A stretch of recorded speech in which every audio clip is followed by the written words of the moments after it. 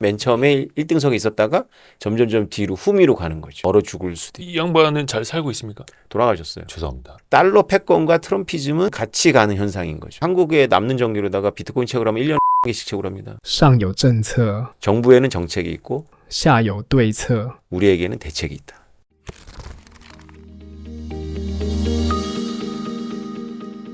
지금 한양대학교 비트코인 화폐철학과 네. 오태민 교수님 어서 오십시오. 안녕하세요. 아유. 불러서 감사합니다. 최근에 비트코인 없는 미래는 없다라는 책을 내셨는데요. 오, 이 책 안 그래도 이제 좀 멋있기는 한데 밑에 문구가 비트코인을 공부한 자들을 절대로 빈손으로 돌려보내지 않는다. 뭐 용돈이라도 좀 주십니까? 비트코인을 공부하면 뭔가 좋은 일이 생깁니다. 아 그래요? 근데 1, 2년 단위로 보시면 안 되고 3년 이상 보시면 아주 좋은 일이 있습니다. 저희 사실 이제 와이스트를 보시는 분들은 저희가 코인이라든지 블록체인 이제 자주 다루지 않았다라는 걸 좀 아실 거예요. 그래서 좀 기초적인 질문도 드리겠고 좀 실전적인 질문도 좀 드릴게요. 지금 한양대학교에 계시는데 비트코인 무슨 학과가 아니라 비트코인 화폐 철학과예요. 철학까지 붙습니까? 네, 이게 비트코인 하면 블록체인 그래서 네. 공대나 경영대에서 많이 다룹니다. 다른 대학의 경우에는 이제 이기정 한양대 총장님하고 비트코인이 철학이다. 그 의기투합이 돼서 비트코인 화폐 철학과라는 이름이 붙었고요.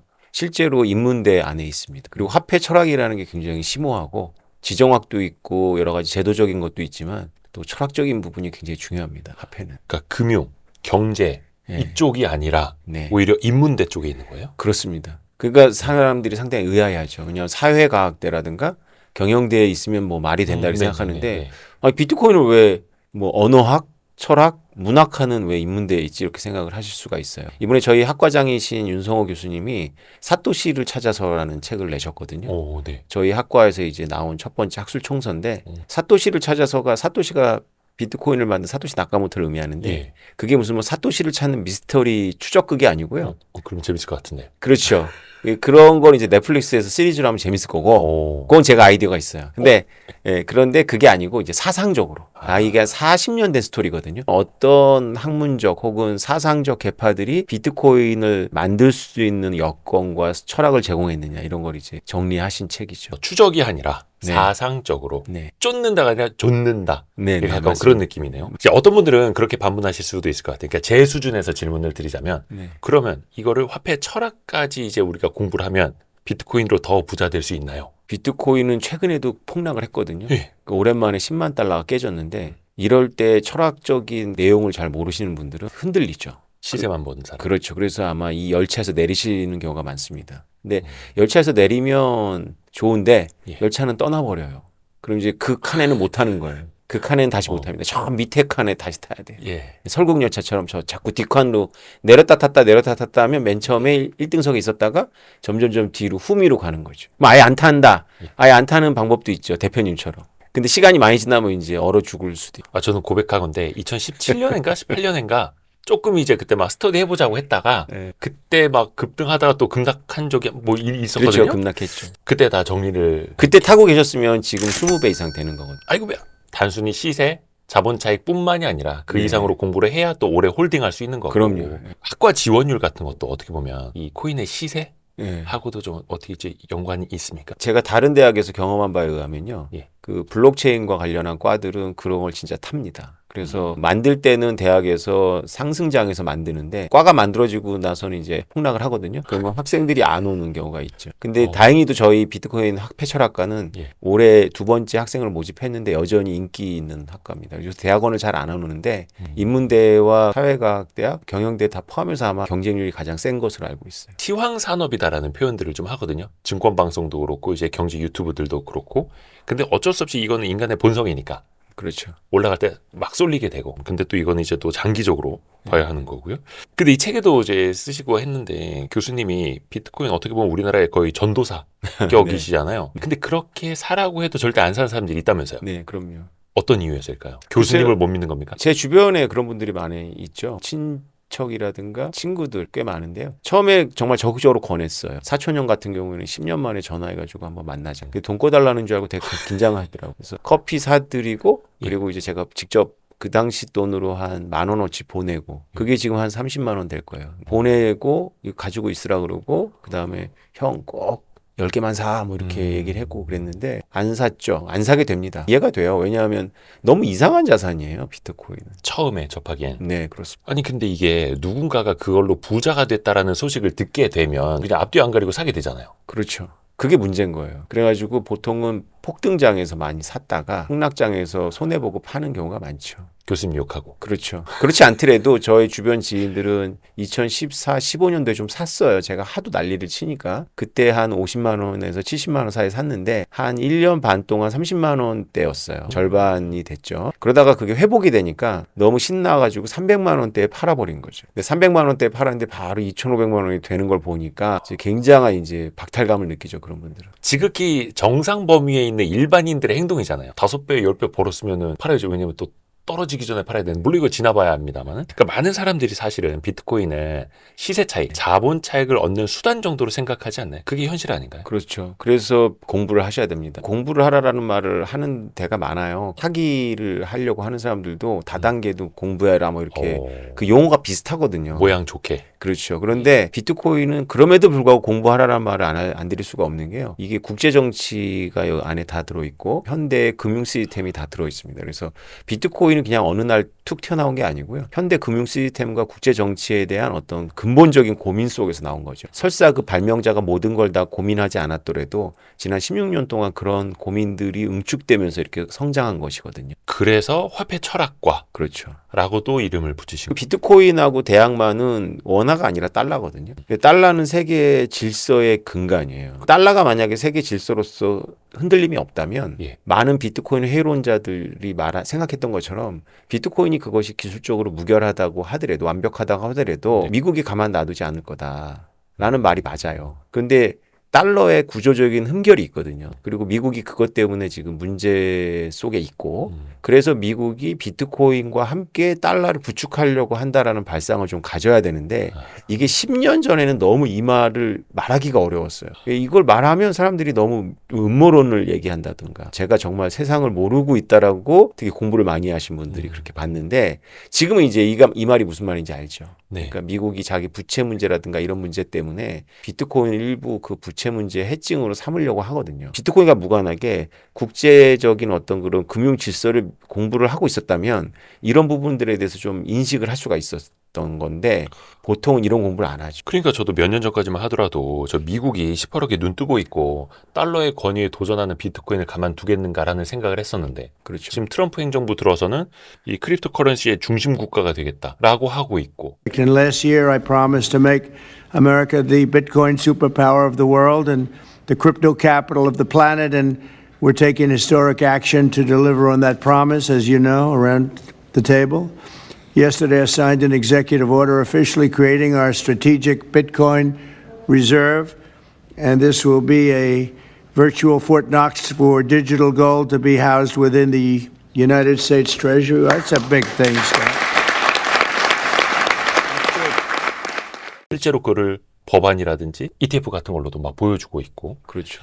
그 얘기부터 그럼 여쭤볼까요? 왜냐면은 이 책 제목이 비트코인 없는 미래는 없답니다. 단언을 하십니다.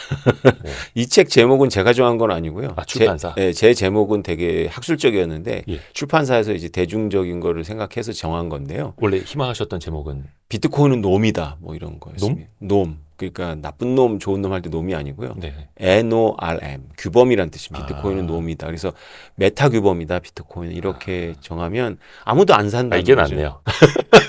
그것부터 한번 여쭤볼게요. 미국이 달러 패권. 이거는 거의 뭐 이제 다른 도전하는 국가들은 거의 이제 죽어나갔던 건데 왜 크립토를 받아들일 수밖에 없을까요? 그 달러의 흠결이라는 건 뭘까요? 어떻게 보완할 수 있다는 거예요? 달러의 흠결이라는 거는 달러가 다른 통화하고 다르다는 데서 옵니다. 다른 통화는 달러처럼 그렇게 오지랖이 넓지 않은데 달러는 오지랖이 넓죠. 그래서 미국 안에서 도는 것만큼 미국 바깥에서 많이 돕니다. 국제무역의 기축 통화로 쓰이고 있거든요. 그런데 미국 입장에서는 그 달러를 공급해야 될 전 세계 중앙은행의 역할을 합니다. 네. 그게 공급이라는 게 그냥 막 주고 이러는 게 아니고요. 무역 적자를 통해 갖고 흘려보내는 거거든요. 무역 적자를 통해서 흘려보내니까 미국 입장에서는 굉장한 특권을 누렸죠. 그러니까 뭐 종이만 찍어 갖고 기름을 살 수도 있고 종이만 찍어서 히토류를 사올 수도 있고 반도체를 사올 수 있었죠. 네.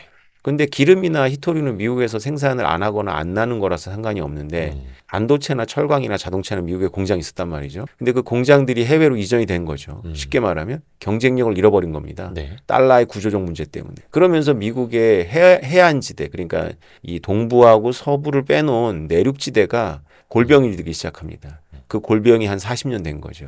그 골병이 터져 나온 게 바로 2016년도에 트럼피즘으로 터져 나온 거죠. 트럼프가 2016년도에 선거를 이긴 게 민주당 텃밭에서 이겼거든요. 네. 그러니까 할아버지도 노조를 하니까 민주당원, 아버지도 민주당원인데 그 손자들이 트럼프를 찍기 시작한 거죠. 왜 그랬냐? 알루미늄 공장, 뭐 반도체 공장, 철강 공장, 자동차 공장이 있어야 될 도시에 이제 공동화가 되고 그 자리를 알코올 중독과 마약이 들어온 거죠. 그걸 정확하게 감각적인 정치적 언어로 트럼프가 그걸 끄집어낸 네. 거죠. 그래서 민주당의 그 텃밭에서 민주당이 무너지면서 트럼프가 1기 때 당선이 된 거고 우리가 그걸 트럼프 하나의 개인의 문제로 이제 개성이나 특징으로 이렇게 몰아가는 경향이 있었는데 사실 트럼피즘은 그 미국의 근간을 흐르고 있거든요. 그래서 달러 패권과 트럼피즘은 둘이 쌍둥이라고 보셔야 돼요. 그러니까 두 개는 같이 가는 현상인 거죠. 그래서 트럼프 1기 때의 어떤 그런 정책은 좀 좌충우돌했지만 달러 패권을 안 하고 그냥 뭐 세계로부터 걷어들이고 우리만 잘 살자 고립주의라고 하거든요. 그런 노선이 분명했어요. 그런데 그런 노선 속에서는 사실 비트코인도 싫어하죠. 그래서 실제로 트럼프 대통령은 비트코인을 폄하했었고 1기 때. 그렇죠. 근데 한 해 한 번 재수를 했잖아요. 그러니까 4년 동안 공부를 하신 것 같고 지금의 트럼프 2기는 1기 때하고는 좀 달라요. 예. 하는 행동이 고립주의는 아니에요. 많이 비슷한데 고립주의는 아니고 세계 경찰도 계속하고 달러 패권도 지킬 건데 그 달러 패권을 지키기 위해서는 미국 채권을 팔아야 되고 뭐 이러니까 그 솔루션으로 달러 스테이블 코인도 허용하고 미국이 부채 담보물로서 비트코인에 대한 우호적인 환경을 조성해서 비트코인도 많이 모으고 그리고 전 세계에 있는 비트코인도 미국의 금융기업으로 많이 들어오도록 그런 식으로 이제 판을 다시 짜고 있거든요. 그러니까 미 국채와 달러에 대한 수요 때문에 어떻게 보면 비트코인과 스테이블 코인 같은 걸로 보완을 하는 관계인 거예요. 그렇죠. 많은 비트코인 주창자들이 달러와 비트코인의 관계를 1차원적으로 많이 봤어요. 대결 구도로. 그렇죠. 근데 사실은 그렇게 세상이 1차원적이지 않거든요. 제가 보기에는 오히려 달러의 흠결을 비트코인이 부축하고 있다라는 느낌이 들고요. 미국도 그걸 알고 글로 가는 것 같아요. 그래서 그랬던 건가요? 그러면 이제 트럼프 그 당선 직전이었나 직후에 비트코인가 엄청 올랐잖아요. 그렇습니다. 그게 그때 막 반영이 됐던 걸까요? 그 기대감이. 그렇죠. 왜냐하면 작년 7월부터 본격화됐거든요. 그 미국의 대통령 선거가. 네, 네. 뭐 대통령 선거야 뭐 2년 내내 내부 경선을 치르지만 어쨌건 본선은 작년 7월이 본격적으로 시작을 했는데 네. 그때 계속 트럼프 대통령 후보가 계속 비트코인에 대해서 긍정적인 신호를 보냈습니다. 그러다가 11월에 이제 딱 이기니까 그날 바로 어려웠던 1년 내내 못 들었던 7만 달러 벽을 뚫으면서 10만 달러까지 쭉 파죽지세서 올라갔거든요. 그래서 10만 달러가 올해 초에 발송이 됐는데 난리에 났었습니다. 그래서 저도 많이 방송에 불려나갔는데 10만 달러 뚫었으니까 이제 20만 달러 뚫는 거 아니냐라고 계속 질문을 하는데 저는 10만 달러 쉽게 못 뚫을 거라고 말씀을 드렸어요.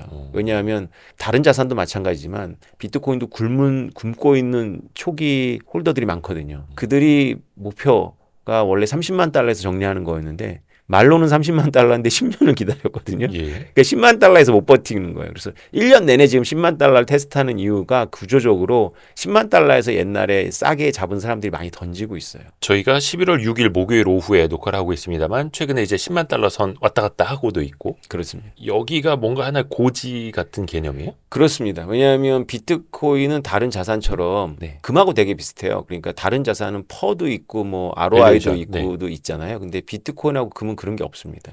새끼를 낳는 어떤 그런 게 아니잖아요. 배당 던지고. 그렇죠. 그래서 기준점이 필요해서 뭘 삼냐 하면 사람들이 임의 숫자지만 그 정수배를 찾는 거죠. 10, 100, 1000, 만, 10만이 라운드 넘버. 그렇죠. 그걸 포칼 포인트라고 합니다. 게임 이론에서는. 두드러진 점인 거죠. 아무것도 잡을 게 없으니까 그 두드러진 점을 잡는 거예요. 그래서 비트코인 차트를 보고 있으면 사람들이 정말로 집단적으로 모이면 그런 걸 찾는구나라는 게 보이는 게 10만 달러라는 게 11만 달러보다 더 특별한 숫자는 아니거든요. 그런데 10만 달러를 좌우해서 왔다 갔다 하는 거죠. 그 시세에 대해서 그 다음에 뭐 밸류에 대해서는 저 뒷부분에 또 한번 또 여쭤볼게요.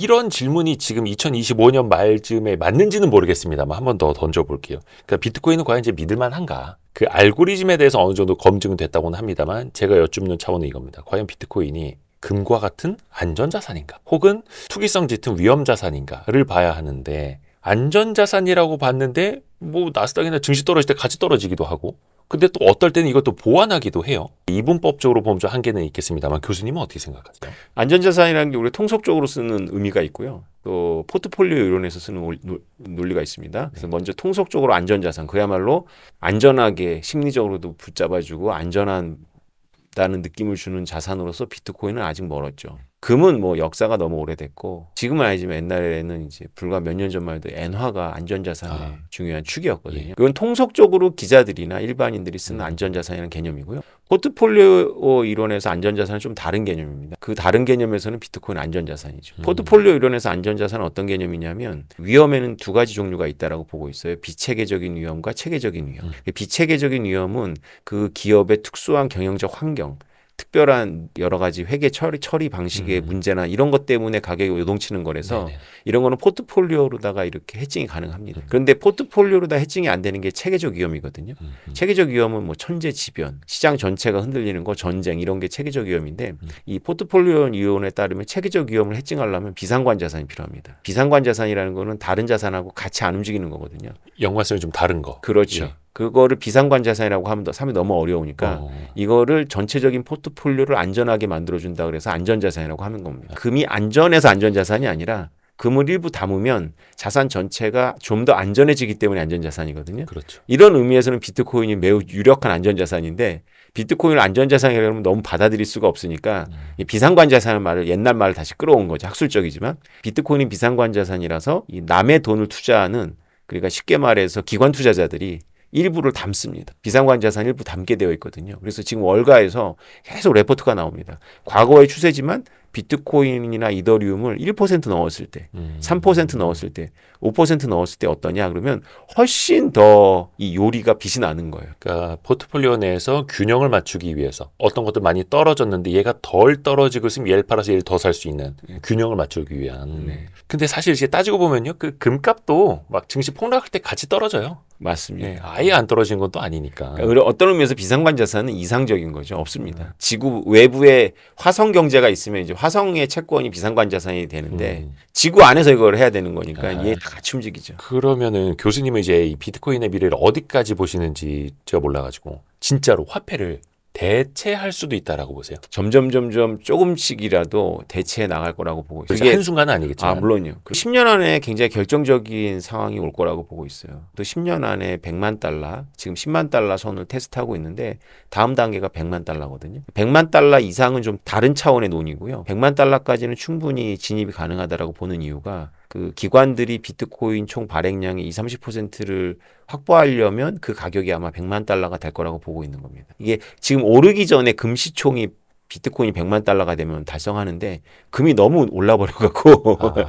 더 가야 돼요? 더 가야 돼요. 200만 달러 돼야 되는데 이 비트코인이 이제 정말로 이게 투기적 어떤 자산이 아니라 지구 경제에서 중요한 축을 차지하는 1단계 진입이 100만 달러로 보고 있거든요. 그런 시기가 앞으로 10년 안에 오지 않을까.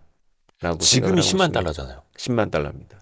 그러면은 10년 안에 100만 달러. 그러면 10년 안에 10배 간다는 얘기? 그렇죠. 이거 썸네일로 써도 됩니까?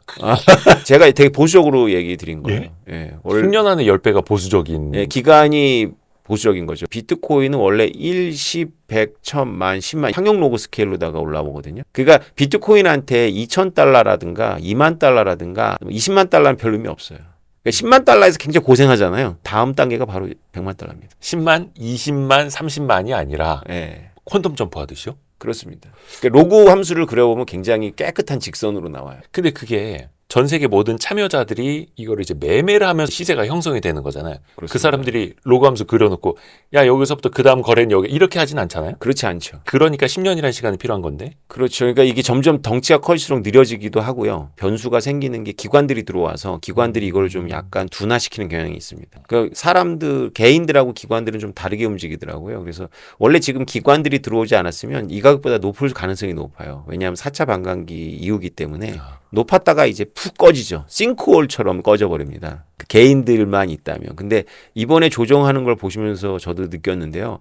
주기를 타긴 타는데 상당히 부드럽다 이런 생각이 드는 거죠. 온화한 거죠. 폭등이 별로 없었기 때문에 폭락도 별로 없었던 거예요. 기관 자금으로 인해서요. 예. 그래서 그런 기관들이 들어오기 때문에 100만 달러 가는 시간이 좀 더 지연될 수도 있죠. 왜냐하면 기관들은 좀 오르면 바로 이익 실현해 버리더라고요. 개인들은 오르면 이제 그때부터 사잖아요. 예. 그래서 더 오르게 하고.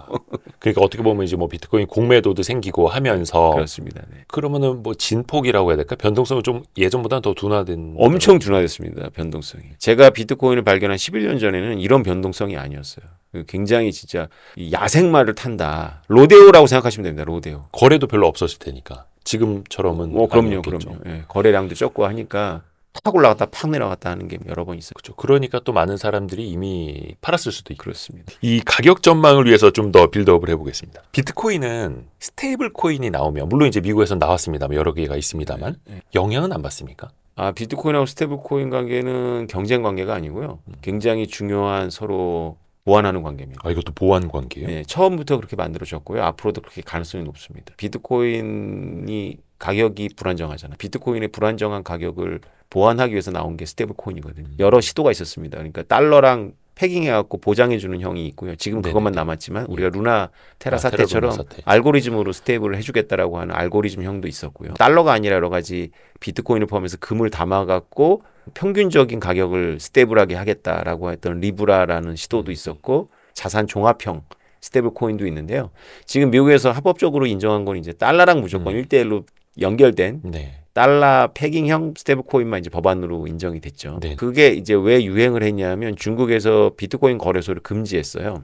2017년도입니다. 거래소를 금지할 수밖에 없었던 게 2017년 1월 통계를 지금 AI한테 물어보면 위안화가 차지하는 비중, 그러니까 비트코인을 사고 파는 화폐 중에 위안화가 차지하는 비중이 95%입니다. 근데 제가 그 당시에 현장에 있었거든요. 그 당시에 제가 본 통계는 99%였어요. 그러니까 전 세계에서 비트코인을 달러로도 사고 엔화로도 사고 원화로도 사는데 네. 중국인들만 샀던 거예요. 99%. 그러니까 그게 2017년도 불장이거든요. 아하. 그러니까 중국 정부가 화들짝 놀라갖고 거래소를 금지합니다. 그러니까 거래소를 금지하는데 중국에는 이런 말이 있어요. 아주 오래된 말입니다. 上有政策， 정부에는 정책이 있고 下有对策。 우리에게는 대책이 있다. 중국의 인민들, 백성들이 하는 말입니다. 그래서 중국인들의 대책이 뭐였냐면 달러 스테이블 코인이었죠. 그래서 달러 스테이블 코인을 구해가지고 외국 거래소로 보냅니다. 그게 바이낸스나 이런 데요.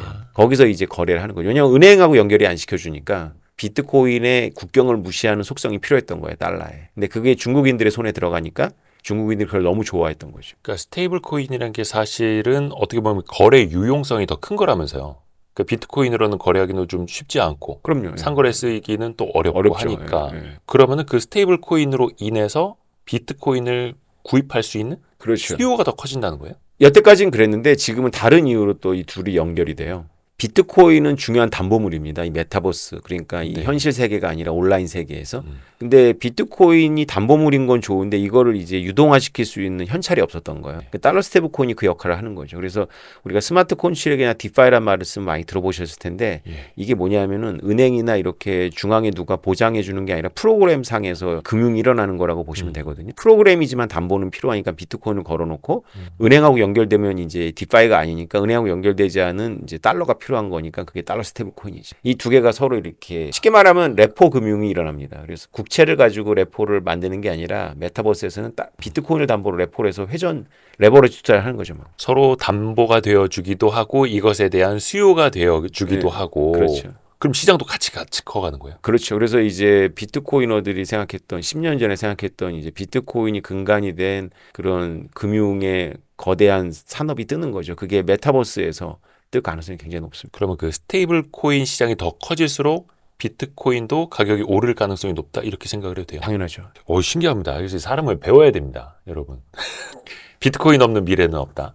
오태민 교수님의 신간을 바탕으로 또 저는 이제 질문을 좀 드리고 있고요. 저는 이제 이런 콘텐츠 하면서 항상 걱정이 되는 게 비트코인도 그렇고 스테이블 코인도 그렇고 이 크립토 시장에서 전문성이 있으신 분들은요 거의 이미 뭐 학자의 수준을 넘어서요. 막 고래 이런 분들.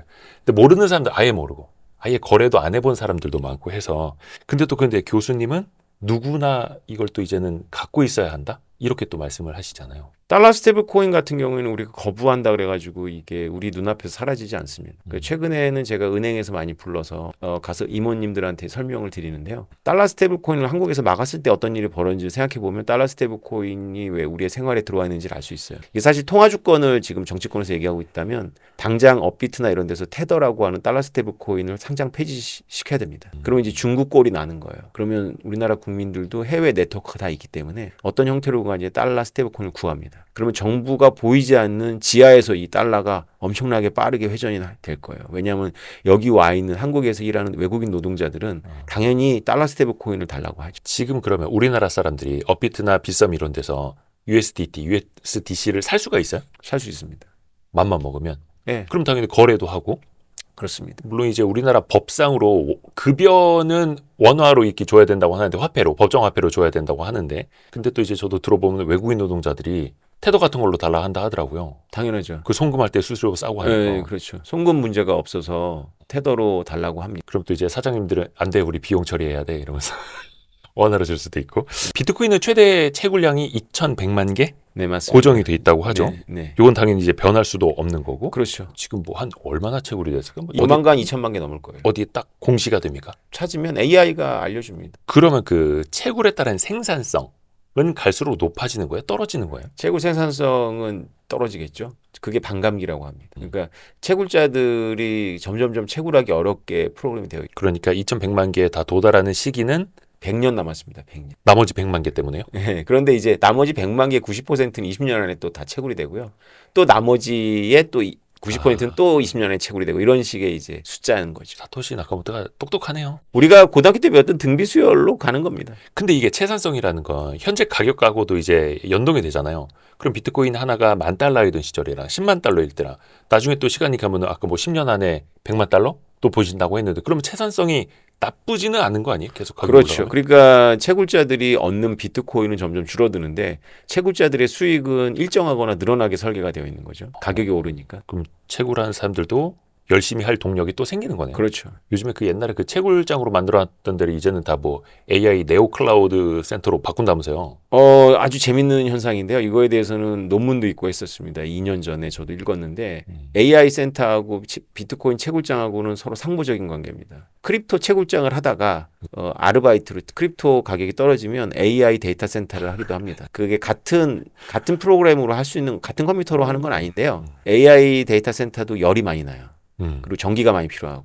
그렇죠. 전기를 많이 쓰고 열 처리를 할 수 있는 데가 전 세계에 그렇게 많지 않습니다. 그게 비트코인 채굴장이에요. 비트코인 채굴장마다 전기를 끌어와야 되고 그 열 처리를 합니다. 공랭식이 됐건 무슨 뭐 컴퓨터를 기름에다가 담궈서 하든지 간에 열 처리를 해야 되거든요. 그러니까 바로 데이터 센터로 바꿀 수가 있는 거예요. 비슷한 구조니까. 사람들이 잘 모르는 게 데이터 센터가 만든다고 하면 컴퓨터 여러 개 사놓고 GPU 갖다 박으면 예, 데이터 센터 하는 줄 아는데요. 네네. 열 처리 못해야 다 꺼집니다. 그다음에 느려져. 전기도 못 끌어오고. 아니 근데 은근히 그 채굴을 좀 하시는 분들이 있더라고요. 그렇죠. 어디 뭐 네. 공실 이런 데다가 렉 네. 이렇게 해놔가지고 좀 하셨다는 분들도 있는데 근데 그분들 말씀 들어보면은 채산성이 그렇게 좋지는 않았다라는 얘기를 하시는 분들도 있어요. 사는 게 낫죠, 늘.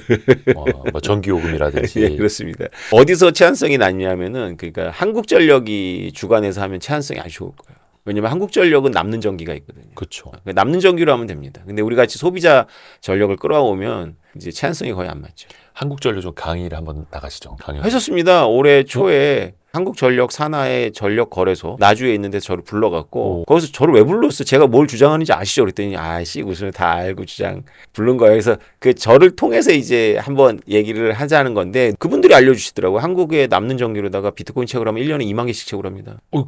그러면 한전의 수익이 좋아지는 거잖아요. 전기요금 안 좋아지죠. 올려도 되잖아요. 그렇죠. 한답니까? 이거 좀 슬쩍 알려주실 수 있는. 그분들은 다 알고 계신데 이게 넘어야 될 산이 많은 거죠. 국가에서. 그렇죠. 관료들과 정치권의 인식과 국민들의 대국민 인식을 넘어야 되는 거예요. 한국은 특히 국민들이 야 그거 그 투기를 조장하는 거 아니냐. 그러면 근데 이제- 부탄은 했거든요.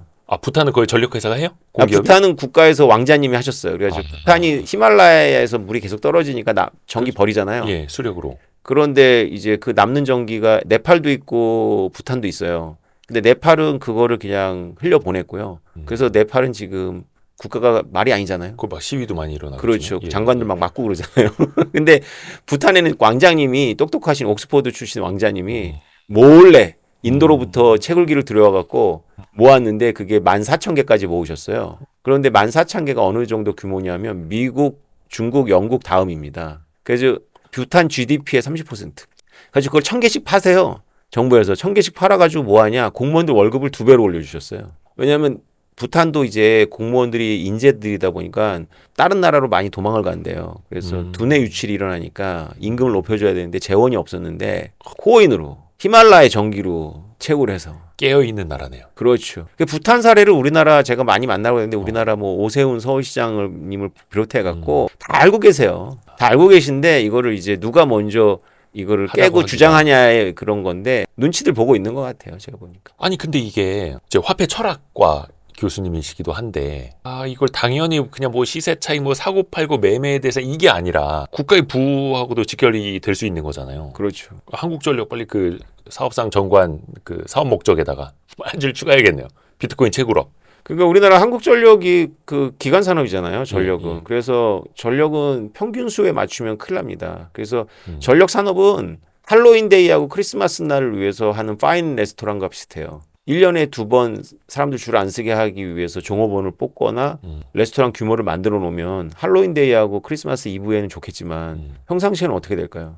비용이죠. 고정비. 그게 한국전력의 지금 현 상황입니다. 그러니까 적자가 나지 않겠습니까? 그 남는 자리를 데이터 센터나 크립토 채굴로 가야 돼요. 근데 데이터 센터도 답이 되지만 GPU가 없어서 힘들잖아요. 근데 비트코인 채굴은 GPU 필요 없거든요. 비트코인 채굴에 GPU가 필요한 거 아니었어요? 아, 그건 이더리움이요. 옛날에 이더리움이 GPU를 썼고요.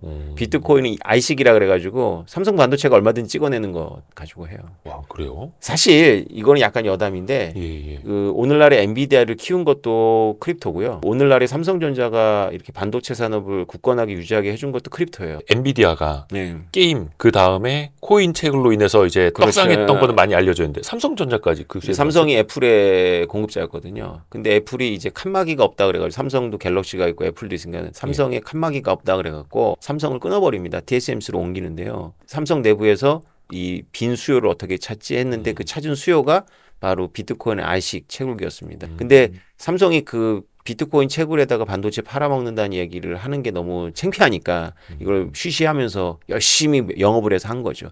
이 영업에 직접 가담했던 분이 저한테 알려주셨어요. 그래서 한동안 아주 재미를 봤다고 합니다. 이게 그 메모리 반도체 디램 얘기가 아니라 파운드리 이야기죠. 예전에 주문형 파운드리 반도체. 뭐 7나노, 5나노 그다음에 뭐 3나노 게이트 어라운드 방식으로 도전한다라고 했을 때 이게 어디로 처음 나가냐? 뭐 중국의 채굴업자다.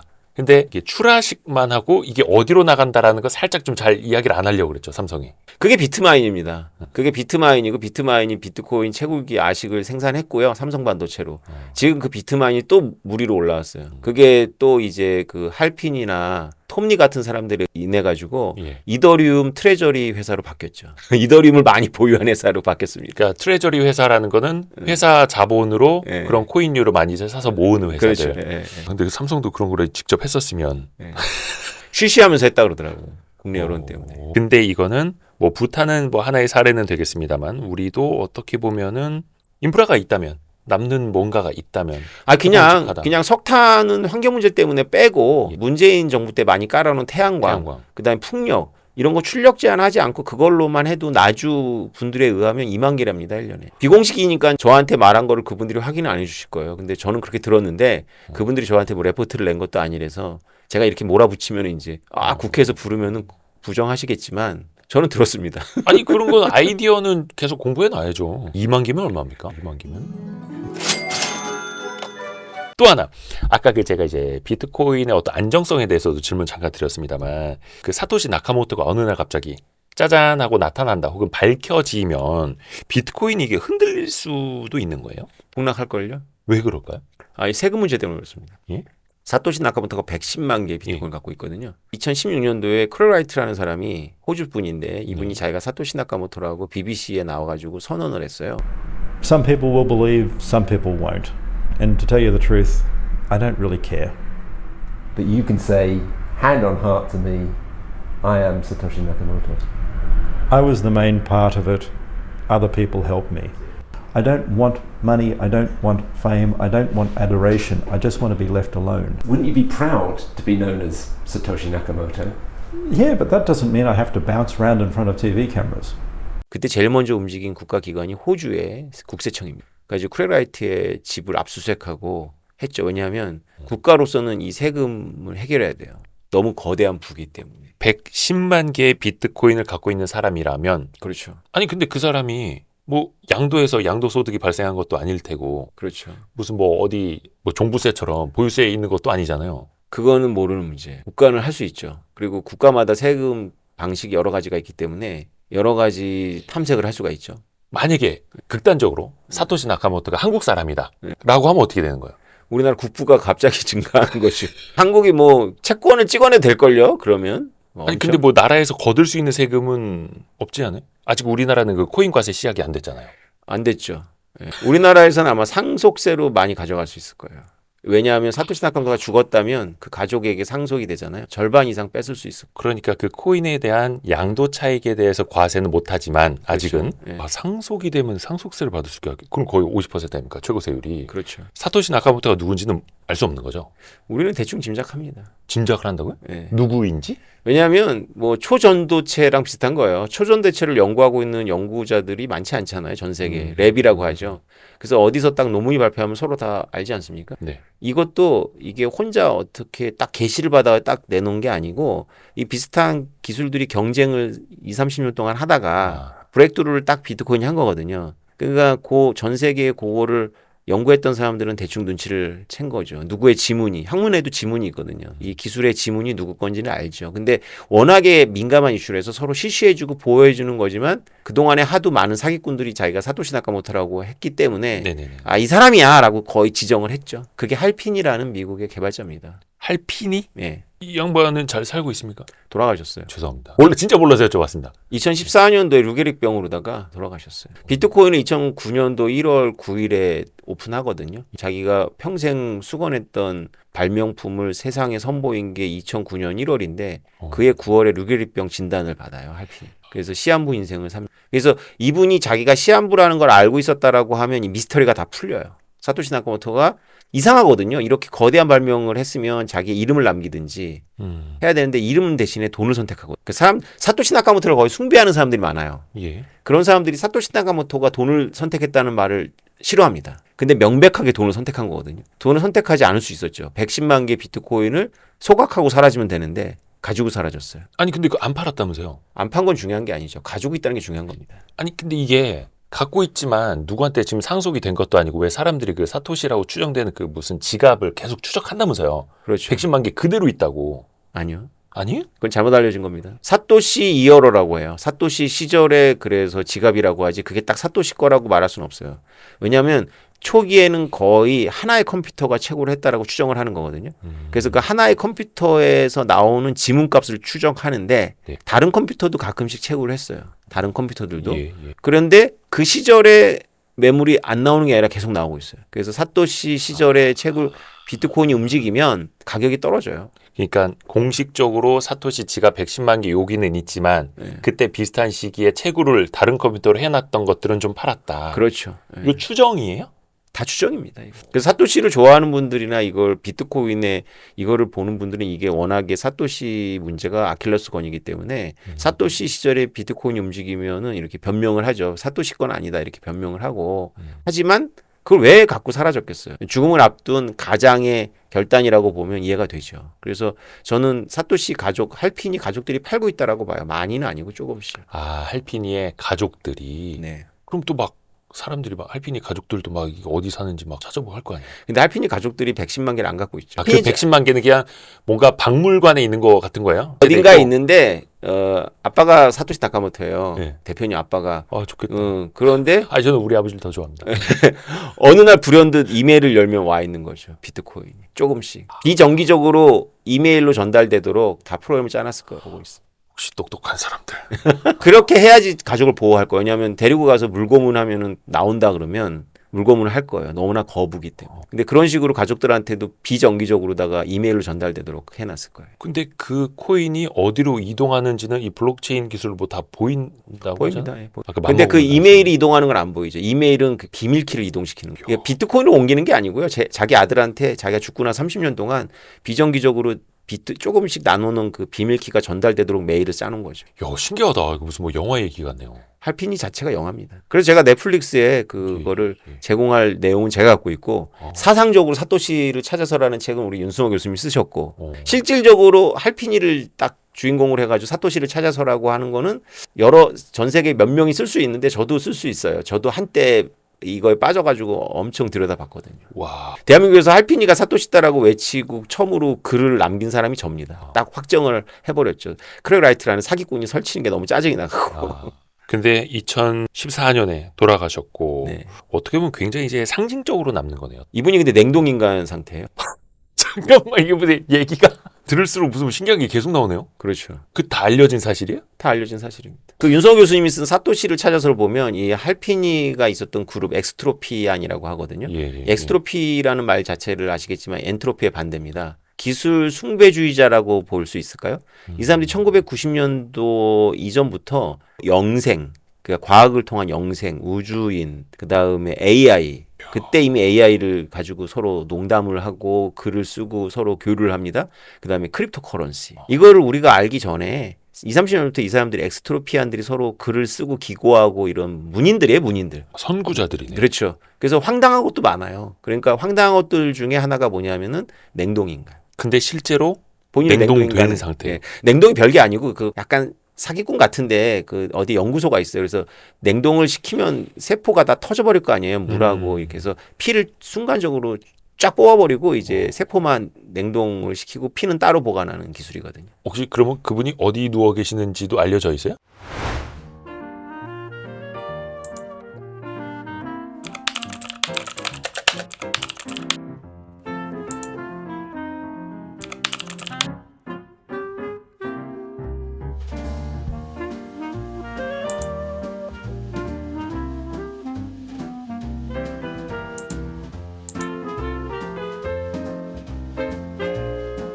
그러니까 이분은 하여튼간 나중에 그 냉동 인간을 깨울 수 있는 기술, 예. 루게릭 뭐 치료 기술 나오면 그때 다시 이제 예. 돌아오시겠네요. 돌아오실 수 있을까요? 아니 과학 물론 이제 와 신기하다. 진짜 영화 같은 얘기네. 이런 이야기를 트랜스 휴머니즘이라고 합니다. 그러니까 인간을 넘어서는 거. 그래서 AI도 그 트랜스 휴머니즘 세계상 안에서는 당연한 거고요. 곧 이제 특이점이 오면 우리가 영생하고 AI가 우리를 대신해서 다 일하고 로봇이 다 일하고 그다음에 화성에 이주하고 그러니까 일론 머스크 이런 것도 다 이 트랜스 휴머니즘하고 연결되는 거예요. 전 나중에 일론 머스크도 냉동 인간 한다고 들어갈 것 같은데 화성 갈 때까지. 그 왜 트랜센던스라는 영화 있지 않습니까? 그 천재 과학자가 자신의 지식과 그 생각을 슈퍼컴퓨터에 심어가지고 그것도 영생이라고 봐야 되는지 모르겠습니다만 거의 비슷한 거네요. 트랜스 그렇죠. 휴머니즘. 트랜스 휴머니즘. 그러니까 이게 천재들이 만든 거기 때문에 무시할 수가 없었던 거예요. 똘끼 있는 천재들이 만든 거기 때문에 우리 같은 범인들이 이거를 깬다거나 뭐 흔히 말하는 게 양자 컴퓨터 나오면 비트코인이 없어진다 얘기하잖아요. 그런 걱정 전혀 안 하셔도 됩니다. 그거보다 훨씬 더 뛰어난 사람들이 만들었어요, 비트코인. 양자컴이 나와도 비트코인을 깰 수가 없다고요?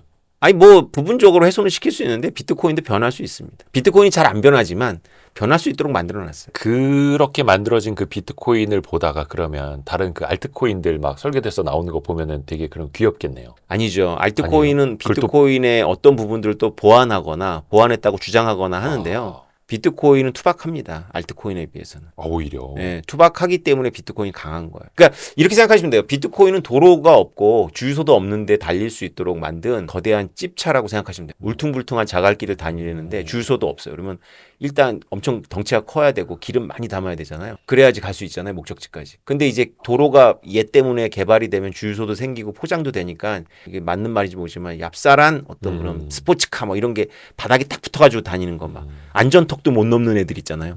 그런 것들이 막 나오는 거예요. 맵시 있고 좋은 거. 그래서 그런 알트코인들은 그런 유형이라고 보시면 되고 비트코인은 투박한 찌푸차라고 보시면 됩니다. 하기사 순금은요 빛이 안 납니다 잘. 색이 좀 뭐 구리잖아요. 화려하질 않잖아요. 약간 그렇게 이해하면 되겠네요. 네, 투박하게. 그렇습니다. 아까 그 왜 맵시가 난다라고 해서 잠깐 떠올랐는데 비트 맥시들이 있다면서요? 뭐 맥시멀리스트. 네. 그 무슨 의미예요? 그 막 되게 좀 싸우던데 막. 그렇죠. 그게 하나의 비트코인을 수호하는 어떤 이념 집단이고요. 비트코인이 여태까지 이렇게 강건하게 올 수 있는데 크게 기여했습니다. 그래서 비트코인 맥시멀리스트들이 비트코인의 원래 그 본질을 수호하기 위해서 그것을 조금이라도 변형하거나 하는 사람들을 이제 개인적으로 공격한다거나 철학적으로 이제 폄하하는 것들에 되게 적극적이죠. 그러니까 그 비트코인 체계를 지키려는 사람들이에요. 그렇죠. 원래 좀 조롱으로 쓰였어요. 그러니까 비트코인으로 모든 걸 할 수 있다라고 믿는 약간의 또라이들 이런 의미였는데 본인들 스스로가 이제 그 조롱을 자신들의 정체성으로 삼은 거죠. 우리는 비트코인 맥시야 뭐 이렇게 하는 거죠. 사실 비트코인 맥시멀리즘이라고 하면 좀 이해하기가 어렵고요. 비트코인 근본주의자가 더 맞는 편이에요. 근본주의와 극단주의가 약간 좀 이제 경계 이렇게 있지 않습니까? 근데 그 맥시멀리스트들이 하는 일이 온라인상에서는 좀 그렇게 보일 수도 있겠고. 그렇죠. 그러니까 원래 맥시멀리스트들 정도 되려면 굉장히 이론적으로 무장돼야 되고요. 굉장히 똑똑해야 그죠, 됩니다. 알아야 되니까. 네. 그러니까 코아라고도 부르는데 그들이 지금의 비트코인이 변형되지 않도록 지킨 거거든요. 야. 용량도 못 늘리게 하고 그랬었어요. 그리고 막 이더리움을 만든 비탈부테린 같은 사람들 공격하고 문중에서 쫓아내고 막 이렇게 사파라고 막 하고. 그렇죠. 근데 한국에 와서는 이게 약간 변형이 돼갖고 아무것도 모르는 애들이 그냥 겉멋이 들어갔고 다른 알트코인들 무조건 다 사기라고 하고 이런 식으로 약간 좀 규리 회수를 넘었으니까 탱자가 되는 건 너무 당연한데 한국의 비트 맥시들은 비트코인 일단 없죠. 왜냐면 비트 맥시 정도 되려면 10,000개 이상 이 정도 있어야 돼요. 왜냐면 초기에 비트코인을 발견한 사람들이니까. 투자 대상으로 항상 비트코인이 금과 비교되잖아요. 전문가로 보시기에는 어떻습니까? 사람들이 막 금이랑 비교할 때. 어떤 면에서는 타당해요. 왜 그러냐면 금처럼 그 평가 기준이 없다는 면에서 되게 유사합니다. 금은 뭐 쉽게 생각할 때 반도체라든가 장신구를 생각하실 때 산업에도 쓰이고. 예, 그거에 비해서는 굉장히 비싸죠. 금광 개발을 보면 뭐 책에서 저는 읽은 거지만 산 하나를 폭파시켜 버립니다. 이만큼을 얻기 위해서. 만약에 금을 귀금속이나 이렇게 생각한다면 그 귀금속 요만큼을 얻기 위해서 산 하나를 폭파할 만큼의 가치가 있는 건 아니거든요. 근데 그렇게 산 하나를 폭파해서 얻는 건 이제 화폐로서의 금을 사람들이 좋아하기 때문이거든요. 그건 이제 ROI도 없고 퍼도 없죠. 그런 면에서 비트코인하고 되게 유사합니다. 공통점이 있죠. 그런데 금은 사람들 머릿속에서 굉장히 오랫동안 있어 왔고 직관적인 용처가 있고 실체가 있단 말이죠. 그렇죠. 근데 비트코인은 그마저도 없는 거죠. 반주로 만들 수가 없죠. 예. 그래서 비트코인이 더 좋아요. 이 논리의 도약을 사람들이 정말 놀라워하는데 비트코인 욕한 것 같은데 비트코인이 그래서 더 좋다. 화폐 경쟁에서 어떤 것이 가장 좋은 화폐냐면 추상적일수록 더 좋은 화폐입니다. 금도 이게 여러 물질 중에서는 수학적인 추상에 가장 가까웠기 때문에 금이 선택된 거거든요. 다른 것들은 생긴 것들 다르고 함도도 약간씩 다른데 금은 일정하고 그다음에 분할이 가능하고 수학적 분할이 가능하고 녹이 슬지 않고 녹이 슬지 않다라는 건 아까 그 할피니의 냉동인간하고 비슷하지 않습니까? 그 트랜스휴머니즘 세대를 거쳐갈 수 있고 뭔가 영원할 것 같은. 그렇죠. 그래서 이게 현실에 존재하는 물질이지만 굉장히 추상성이 있어요. 인간이 좋아하는 수학적인 추상성이 있거든요. 비트코인은 그마저 실체도 없으니까 완전 추상적이죠. 어느 날 갑자기 바다 밑에서 금을 이만큼 발견해도 우리 놀랄지 않을 수 있어요. 우리가 바다 밑은 금광을 탐색한 적이 없잖아요. 제대로. 근데 바다 밑까지 만약에 금을 탐색했을 때 엄청난 금덩어리가 발견된다면 금값이 어떻게 되겠습니까? 좀 떨어지겠죠? 좀이 아니라 폭락할 겁니다. 근데 비트코인은 그럴 일이 없거든요. 2100만 개. 그렇죠. 순수한 숫자가 갖고 있는 그 미학이 있어요. 이게 미학, 추상성. 그렇죠. 그냥 순수한 숫자가 있다면 가격을 못 갖죠. 그래서 이 순환 논리에 사람들이 빠져가지고 헤어나오지 못하는 거예요. 진짜로 숫자만 있으면 실체가 없기 때문에 가격을 안 갖는 게 맞아요. 상식적으로. 근데 이렇게 접근해야 됩니다. 여러분이 비트코인을 발견했을 때는 이미 비트코인 1억이 넘었잖아요. 근데 순수한 수학이 1억이 넘었다. 그렇기 때문에 이게 완전한 겁니다. 아까 할피니도 냉동인간을 하는데 우리의 몸이 구체적인 물질로 되어 있으니까 그 수분하고 단백질하고 온도의 팽창 때문에 분리해야 되는 여러 가지 번거로움이 생기잖아요. 근데 우리가 만약에 순수한 정신이라고 생각해 보세요. 그러면 미래로 보내는 게 별로 어렵지 않죠. 야, 이게 뭔가 영혼. 그렇죠. 우리가 육체를 갖고 있기 때문에 순수한 정신일 수가 없거든요. 근데 우리가 육체가 없으면 정신도 없으니까 말을 할 필요가 없는데 만약 육체가 없는 정신이 있다면 우리는 그걸 천사나 악마로 보죠. 인간보다는 훨씬 더 강력한. 그렇죠. 고차원적으로 보죠. 왜 이제 오셨어요? 너무 재밌다. 얼마 전에 국감에서 한국은행한테 왜 금을 진작에 많이 안 사놨냐 이거 도마에 오른 거 보셨어요? 네. 근데 저 예전에 이제 한국은행 출입할 때는요. 왜 과거에 그렇게 비싸게 금을 사놨느냐 막 이거 갖다 질타했었거든요. 근데 제가 알기로 2013년인가 14년 이후에는 그 매입을 한 적이 없어요. 거의 10년 넘게. 뭐 그래서 막 감론을 박 있기도 한데 비트코인 전문가시니까 한국은행이 외환 보유액 중에 일정 부분도 그러면 비트코인으로 보유할 필요도 있다고 보세요? 할 수 있으면 해야죠. 우리나라도 할 수 있습니다. 그거를 돈 안 들이고 할 수 있어요. 이게 물론 이제 이창용 총재는 뭐 법 상 안 된다 막 이런 이야기는 합니다만 한국은행이 안 갖고 그냥 국가기관에서 가지고 있을 수도 있죠. 일단은 법이 만들어질 때까지는. 어디서 가질 수 있냐면요. 수사기관에서 가질 수 있습니다. 지금 압류한 거 좀 있다면서요. 그렇죠. 그거 팔지 않고 미국처럼 보관하면 돼요. 그리고 우리는 세계에서 가장 비트코인과 크립토를 가장 많이 해킹하는 북한하고 가깝기 때문에 그 북한 자금이 한국의 거래소나 한국 사람들 통해서 많이 자금 세탁되고 있거든요. 그런 것만 알뜰살뜰 모아도 많이 모을 수 있습니다. 아니 그 이게 음모론일 수도 있겠습니다만 왜 북한이 요즘에 미국한테도 되게 당당하잖아요. 그 뭐 달러 이런 거 제재해도 그게 비트코인 많아서 그런 거라는 게 어느 정도 합리적인 거예요? 그건 잘 모르겠어요. 다 제가 알고 있는 건 제가 비트코인 2014년도에 발견했는데 그때 국가 정부 중에 가장 비트코인에 밝은 나라를 꼽으라 그러면 북한이더라고요. 미국이 아니라. 미국도 비트코인에 대해서 무관심했어요. 그 당시에.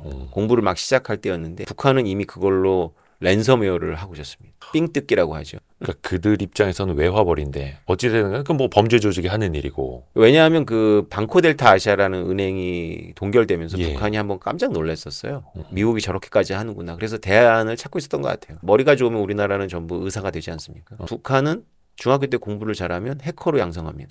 라자루스라는 데가 8,000명인데 군단입니다. 군단.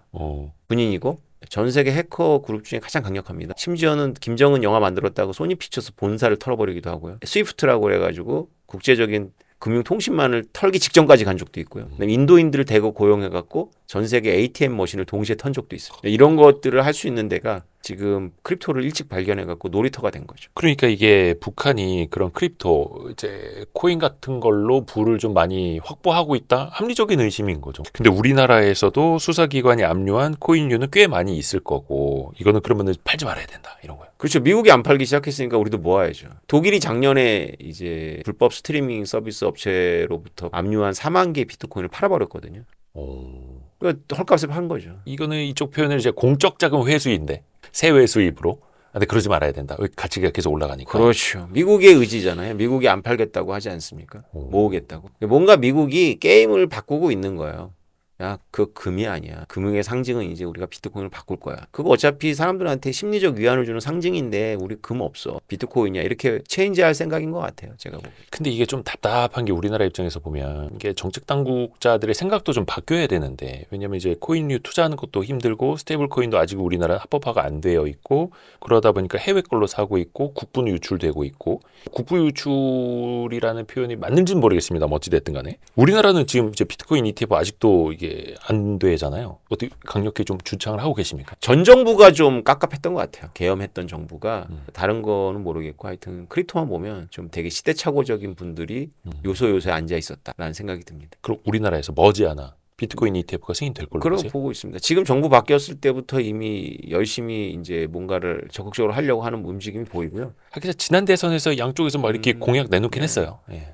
하여튼 공기가 바뀌었어요. 공기가. 설사 이 정부가 아니라 다른 당에서 나왔더라도 바뀌었을 거라고 볼 정도로 그 인식이 바뀌었고 그 지난 정부의 그 요소요소에 있었던 몇 사람만 문제가 있었던 거. 그럼 늦었지만 지금이라도 해야 된다. 아니 뭐 늘 늦었죠 우리는. 근데 뭐 굉장히 빨리 따라갈 거라고 보고 있습니다. 낙관적으로 보고 있어요. 왜냐하면 한국인들의 그런 기질이 대단하더라고요. 또 우리나라 비트코인 이제 레버리지 만들려고 하죠 이제 막 레버리지 ETF.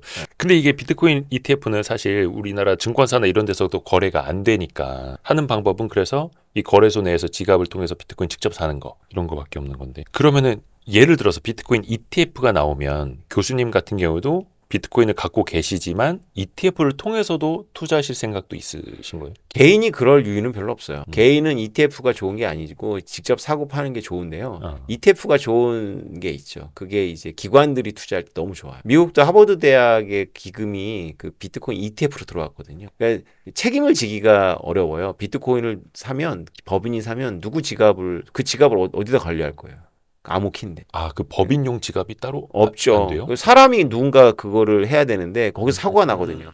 그러니까 이제 그 원천적으로 막아놓은 것도 이해가 돼요. 왜냐하면 가뜩이나 배임과 횡령이 횡행하는 나라에서 회사 돈으로다가 횡령하기 딱 좋죠. 아, 법인 지갑이 안 되는구나. 네, 그러니까 ETF는 주식 같은 거니까 법인의 회계장부에 담기 너무 좋은 거죠. 그러니까 이거 법인으로는 지갑 만들 수 없으니까 대표이사 명의로 일단 만들어 놓는데 그다음에 대표이사가 이제 잠가버리면 해먹는 가버리면 이거 환수도 안 되고. 잃어버렸다고 하면 되거든요. 해먹고. 그러니까 이제 사회복지재단도 비롯해갖고 이제 비트코인이나 이더리움을 많이 받을 수 있거든요, 기부금. 그럼 이제 곤란한 거죠. ETF로 그거를 전환하면 쉽잖아요. 그래서 ETF가 나오면 아무래도 한국도 빨리 기업이나 뭐 사회복지재단, 대학 이런 데가 빨리빨리 이제 좀 적응할 수 있도록 되겠죠. 비트코인이라는 게 사실은 실사용에서 되게 이제 많이 막히는 이유가 물론 이제 블록체인으로 왔다 갔다 하는데 시간이 오래 걸린다는 거랑 내가 밥 먹을 때랑 나와서 계산할 때랑 시세가 달라진다라는 거 있잖아요. 그렇죠.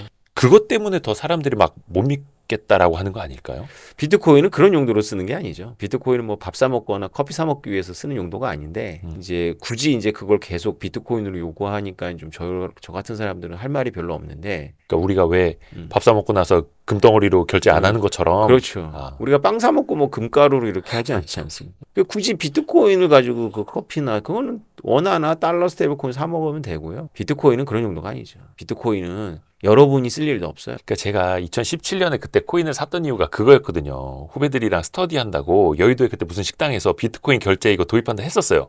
근데 결국은 안 되더라고. 오류 나고 막. 그래서 승질 나갖고 팔아버렸는데 그 용도가 아니었어요. 비트코인은 슈퍼리치들이 쓰는 용도입니다. 금괴처럼. 그렇죠. 금괴보다도 더 훨씬 상위 레벨. 그러니까 고의의 해바라기가 500억 원. 고의의 해바라기를 왜 슈퍼리치들이 사겠어요? 제가 그걸 진짜로 강연장에 물어봅니다. 여러분들 고의의 해바라기 용도가 보는 거라고 생각하세요? 고의의 해바라기 500억짜리 산 사람이 그 집에다 걸어놓을 수 있겠습니까? 못 걸어놔요 그거. 손자들이 와갖고 손자 친구들이 와갖고 그거 망가뜨리면 어떡해요? 그러니까 어떻게 하냐면 특수 액자에다 넣어갖고 수당고에다가. 그렇죠. 스위스 그 산맥 안에다가 보관하고 본인은 1,000만 원 들여가지고 위작을 그리게 한대요. 그래서 그거를 집에 걸어놓고 자랑한다는 거죠. 이거 내가 똑같은 거 있어 이렇게. 그런데도 왜 고의 해바라기냐? 지정학적 위기에서 500억을 한꺼번에 가볍게 옮길 수 있는 자산이 필요한 거죠. 근데 그게 문제가 있어요. 고의 해바라기는 500억, 1,000억이 돼도 조금씩 나눠서 팔 수가 없잖아요. 그런데 비트코인은 500억이라도 무한 분할되니까 1억을 팔았다고 해서 499억이 훼손되진 않아요. 그래서 그 슈퍼리치들이 이거를 깨닫기 전에 여러분들 보고 알박기를 하라고 제가 10년 전부터 떠드는 겁니다. 여러분들 강남에 지금 100억 넘는 아파트들에 화장실 하나 사라 그러면 옛날에 기회가 있었다면 안 사시겠어요?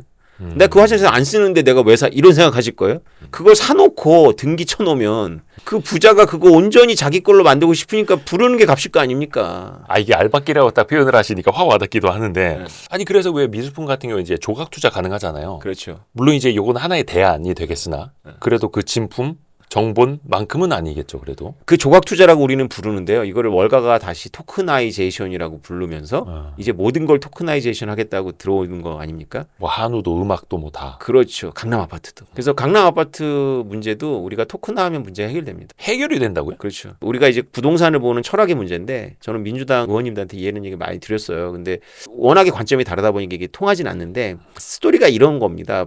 우리나라 경제 규모에서 강남이라는 그 핫스팟에 100억이 넘는 아파트가 여러 개 나오는 것은 이상한 현상이 아니에요. 문제는 그것이 그들만의 지분이라는 게 문제거든요. 이거를 토큰화해 갖고 일부가 소유하게 해버리면 사람들이 드디어 몇 군데 오르는 거 아파트 빼놓고 나머지는 실거주용 아파트로 바뀔 수가 있어요. 인식이. 근데 여기를 억제해 놓으니까 그 주변이 뛰는 거고요.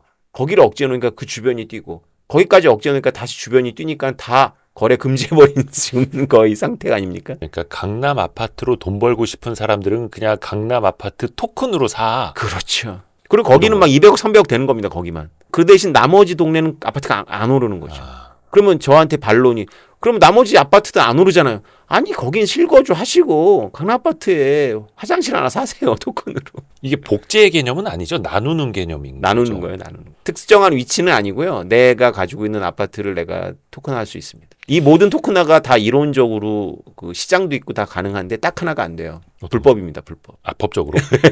법제화가 안 되는데 그래서 제 대학원생들하고 저하고 토론하거든요. 그래서 법제화가 안 되는 거니까 이거는 안 되는 거라고 하는데 그렇죠. 지금 미국이 이거를 이제 셧다운이 풀리면 이제 SEC가 발표할 거예요. 크립토 프로젝트를. 미국 금융의 토큰화를 지원하는 게 지금 SEC 의장의 아주 강력한 의지입니다. 그래서 채권 주식같이 이렇게 토큰화가 기계적으로 될 수 있는 것부터 시작해갖고 부동산 당연히 들어가고요. 심지어 이제 토큰화의 꽃이 뭐냐면 사람입니다. 사람. 사람이요? 내가 제2의 손흥이 될 것 같아. 내가 중학생이야. 축구를 해. 근데 우리 엄마 아빠는 나를 독일 유학 안 보내줄 것 같아.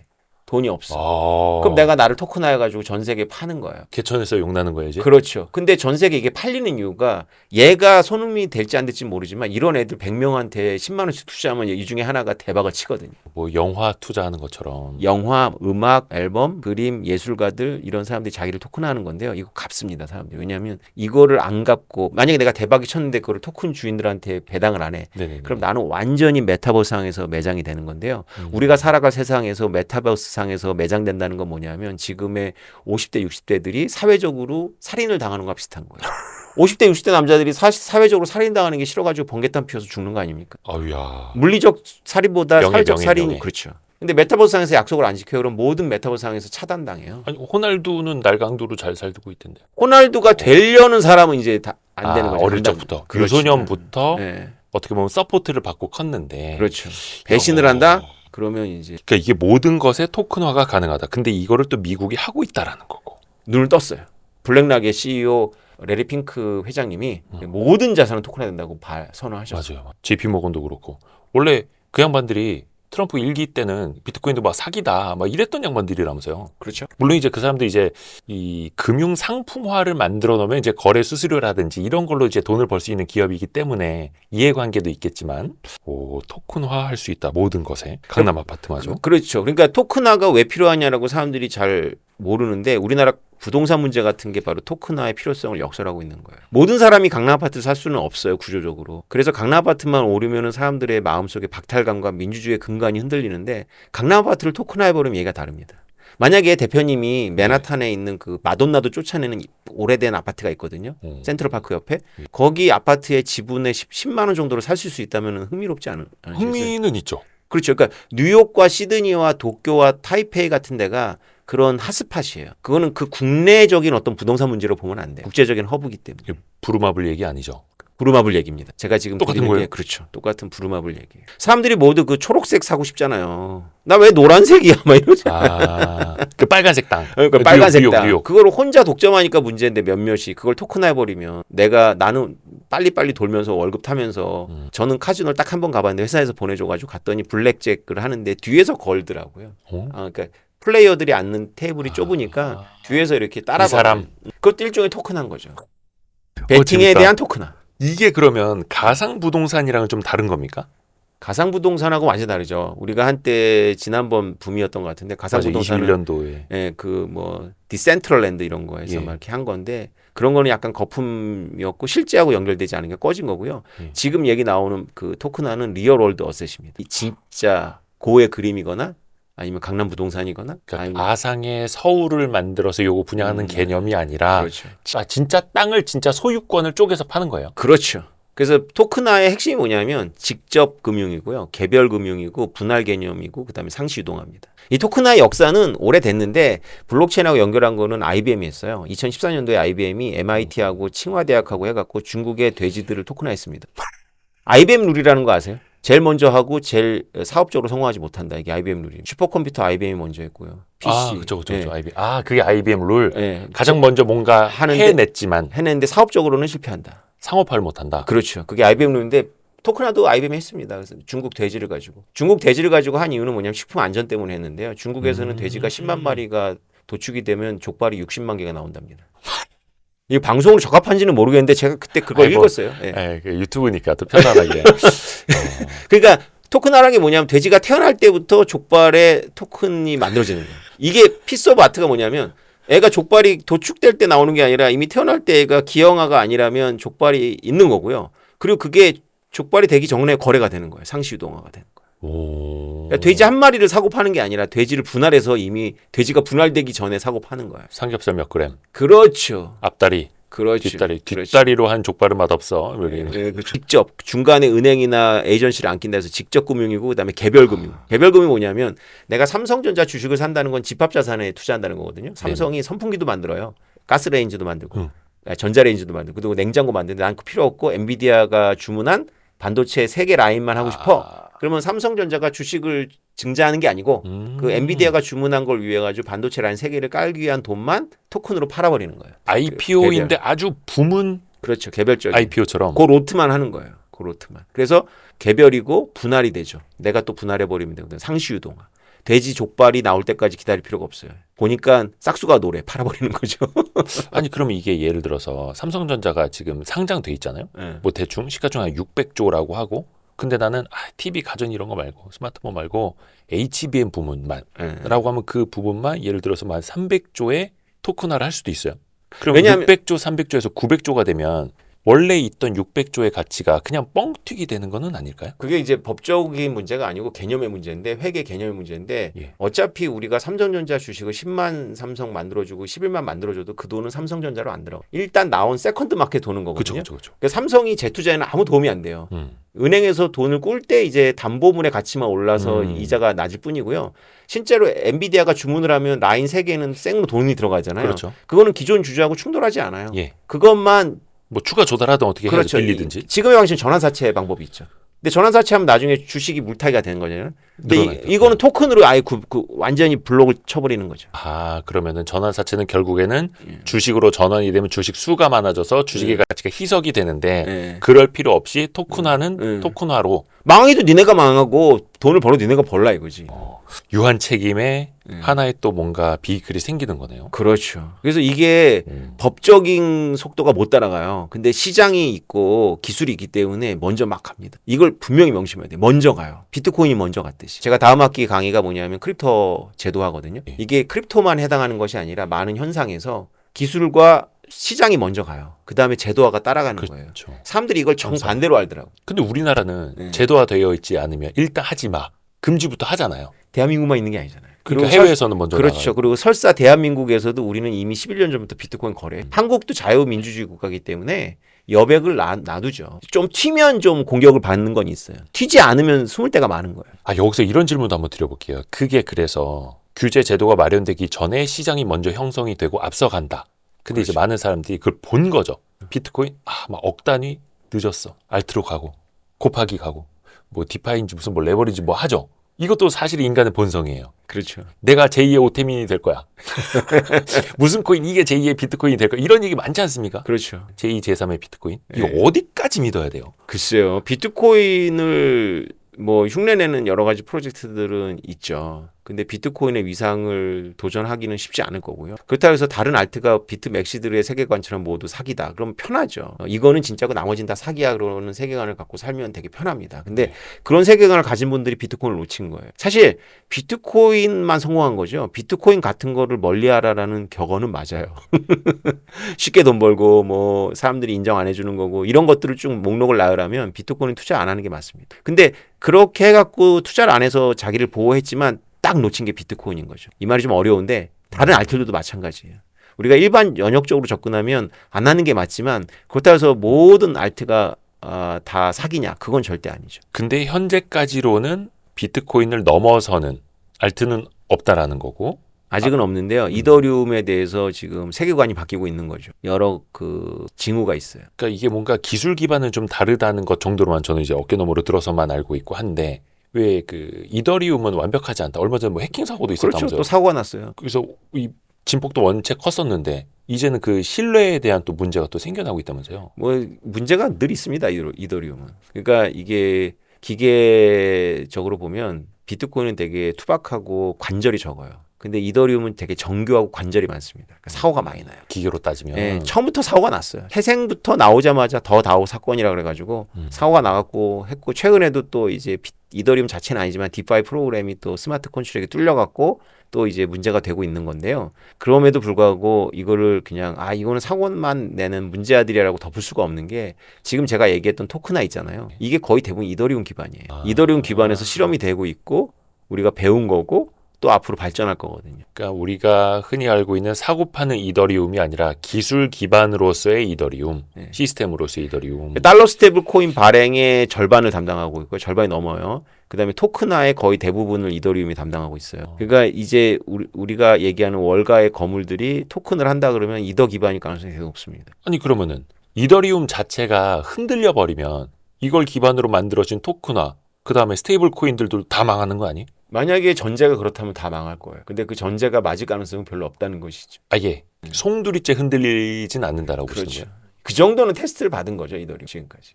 흔들릴 수는 있다. 네, 완벽하진 부분적으로, 않다. 부분적으로. 근데 무너지진 않는다. 이더리움 본체가 흔들린 적은 없어요. 이더리움도. 이더리움에서 지역적인 프로그램들이 이제 흔들렸던 거고요. 해킹을 당했던 거고. 요렇게 한번 또 질문을 드리고 싶은데, 그럼 지금처럼 이더리움에 대한 신뢰 문제가 생기고 막 가격이 폭락할 때가 기회입니까? 너무 얄팍한 질문이었습니다. 좋은 죄송합니다. 지적인데요. 네. 괜찮을 것 같아요. 이더리움이 그래도 600만 원 찍었다 지금 500만 원 초입이거든요. 지금 바닥을 보여준 게 아닌가 싶어요. 그러면 제가 질문 드려놓고 이렇게 적었습니다. 이더리움을 사라. 여러분 이거는 각자 여러분의 이제 판단으로 하셔야 됩니다. 포트폴리오에서 비트코인이 되게 안전하고요. 이게 비트코인 바깥의 세계에서는 비트코인이 안전해 보이지 않는데 이 세계에서는 비트코인이 가장 안전하고요. 비트코인만 담으면 좀 지루하거든요. 오래 기다려야 돼요. 요거보다 좀 빨리 갈 수 없을까 하면 이더리움을 담는 거예요. 그러다 저 도지까지 가는 거 아닙니까? 그러니까 그 도지 같은 유들은 예. 조금만 노출하면 되죠. 포트폴리오 측면에서. 그러니까 10% 미만으로만 조금씩 담는 거죠. 그러니까 핵심은 비트코인이고. 무조건 절반 이상. 아니 요거 하나 또 여쭤볼게요. 그 10월 초에 코인이 엄청난 그 청산 사태 있었잖아요. 그러니까 맞습니다. 시장이 커질수록 네. 레버리지도 커지게 되고 작은 변동에도 막 지금 청산이 돼버리는데 이건 어쩔 수 없는 역사입니까? 아니 그거는 투자자들이 그런 걸 원해서 그런 거예요. 그러니까 10배로 자기가 10만 달러 갖고 있는데 100만 달러어치 투자를 하려니까 10% 위험에 청산 당해버리는 거죠. 물론 이제 코인 투자자라고 다 그렇게 하는 건 아니겠지만 그래도 쉽다면서요. 그렇죠. 그럼 권장하기도 하고 누가 권장을 해요? 거래소나 이런 데서 막 유혹을 하죠. 자기네 막 수수료 생기니까 이자 수익 그렇죠. 생기니까. 그리고 사람들이 지금 조급해요. 왜냐하면 비트코인이 너무 올라버려갖고 자기가 1,000만 원 가지고 비트코인 하나를 못 사잖아요. 그렇죠. 근데 이거를 몇 회전으로 하면 하나 사거든요. 그 대신 이제 5%나 10%의 변동성이 노출돼 버리는 거예요. 그럼 청산. 자기 돈부터 날아가고 뭐 빚을 더 갚아야 될 수도 있어요. 그렇게 만들질 않죠. 그냥 청산을 해버리는 거죠. 그러니까 깔끔하게 없어지는 거죠.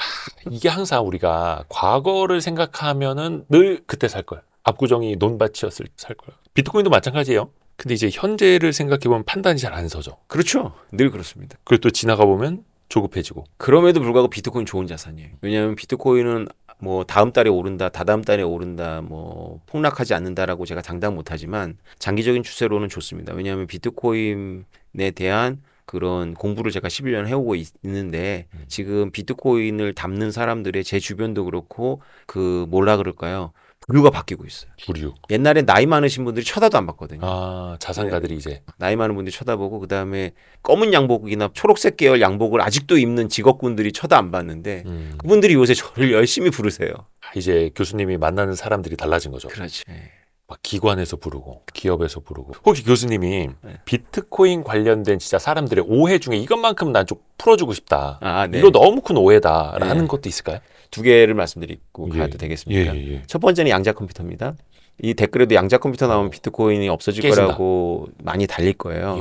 양자 컴퓨터가 시간을 안 주고 내일 당장 나온다면 그럴 위험이 있어요. 우리가 대응을 못 했거든요. 근데 양자 컴퓨터가 우리한테 3년 이상 시간을 준다면 지금부터 준비해갖고 스무스하게 넘어갈 수가 있고요.